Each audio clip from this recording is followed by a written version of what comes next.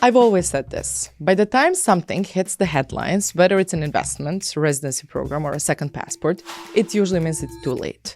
Prices are already high and the demand is through the roof. We see this happening with the celebrities. So when they started getting second passports and talking about it, it became a trend among them. But many people assume that it's only for the ultra-rich, which isn't true.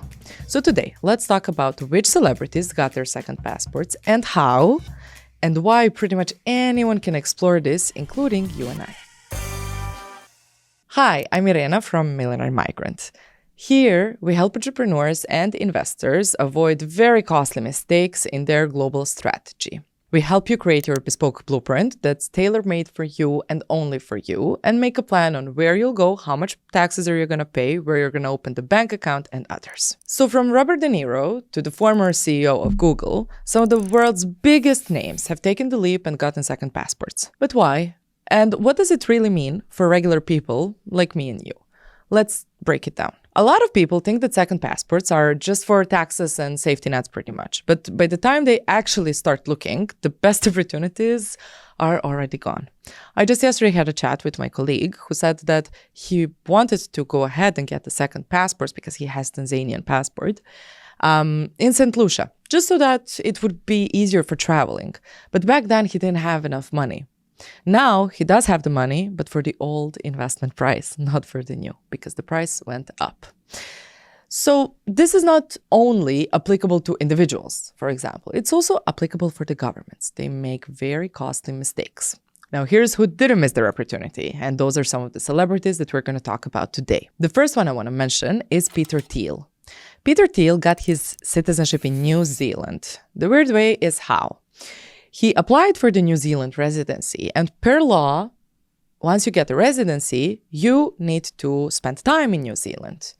He didn't spend any time in New Zealand. He said that he needs to be back in the US to run the businesses and everything, so he couldn't spend any time there. Another option for how you can apply for citizenship is by showing an intention to move there. He said from the very beginning he has no plans on doing so. Yet he was received a New Zealand passport a couple of years ago. How, if you ask me, that's pretty much by exception. It's by exceptional investment. Yes, he naturalized, but he naturalized not under the conditions that anybody else would naturalize, but by exception. The second one we want to mention is Eric Schmidt. Eric Schmidt got the passport of Cyprus. How? He applied for citizenship by investment program back then, of course, before it got closed. Sierra, on another hand, has a US passport by birth, and just a couple of years ago, she applied for a passport in Benin through citizenship by descent.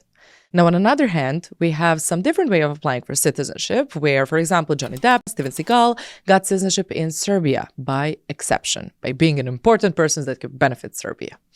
Then we have as well a pretty similar way, but quite interesting, which is Khamzat Chimaev. He is the UFC champion, and he is a citizen of Russia. He lived in Sweden for years, but he never actually applied for a Swedish passport. Now, we don't know if he applied or he wasn't accepted one, but I don't think that he even applied.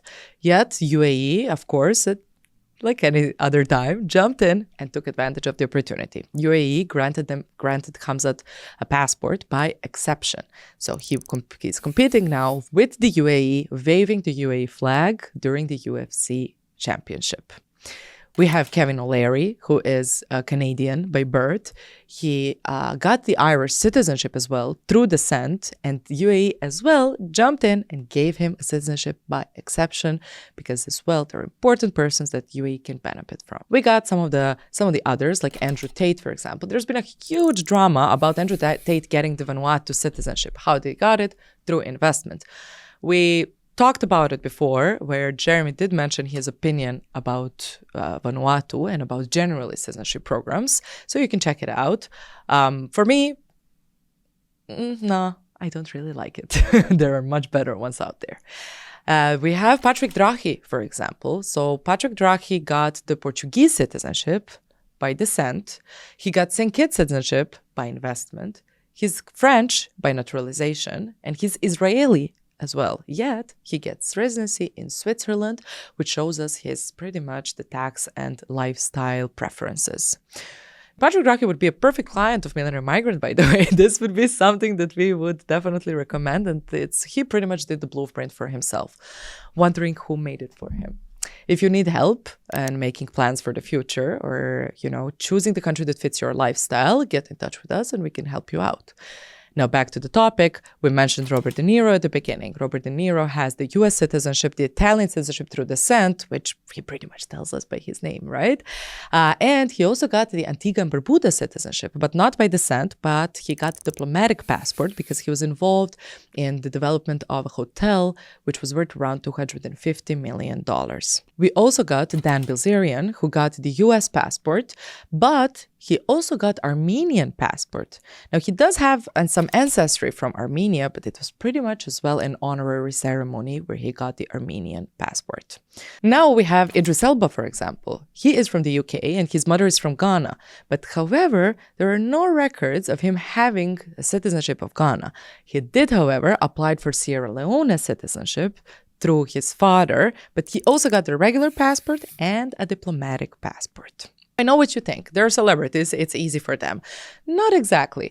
There are ways that everybody can get it, pretty much. Let's talk about why. So we always have the famous visa-free travel, right? We did talk about one of our videos about some of the changes that will happen in Europe. You can check it out over here. And you can see that right now, pretty much everyone should look at some of the Plan B residency or passport. Passport would obviously give you visa-free travel access. Residency, on the other hand, will help you out with in Europe or everywhere else if you want to really live there. The second passport can also help you pretty much avoid sanctions or restrictions. If it's COVID, you're not stuck in one country like we pretty much all did. But you have the freedom to go around. It's diversifying political or economic risk. You have tax planning and business expansion. You have better healthcare, education, better retirement options, and others. Many CBI programs offer real estate investment or government bonds or donation options or anything like that. And that often comes with a lot of benefits, right? If you purchase real estate, like for example in Turkey, and you can rent it out, you get something in return, right? Bonds as well. So there is still things that pretty much you can benefit from. And it's not just pure donation, even though with Caribbeans, that's the most favorable way. But there are other ways in case that you want to see some ROI. The important part is it's not only for the rich. You have many ways of getting the second passport, and we can talk about that. Let us know if you're interested in it. But for example, you can get residency in Paraguay, the fastest residency out there. Again, check it out. And you can get residencies only pretty much a week and get their passport after 3 years only, and you don't have to move there. So there are ways on how you can get your citizenship pretty much for free. And second citizenship, remember, is no longer just a passive safety net. It's pretty much a strategic tool. Celebrities and global elites increasingly use it to protect wealth, to expand opportunities, and to live with fewer borders. And again, it's not for the rich. Now, we are backed up by Savory and Partners, which are in business for almost 15 years and have experience with submitting thousands of citizenship and residency applications. If you're interested in getting in touch directly with them or with us, if you're looking for just the passport, if you're looking for, just pretty much consultancy on the tax part and the trusts and the companies and others, get in touch with us and no strings attached. We'll have a chat, see if we're a good fit to work together. Thank you very much for watching. Like and subscribe, and I'll see you soon.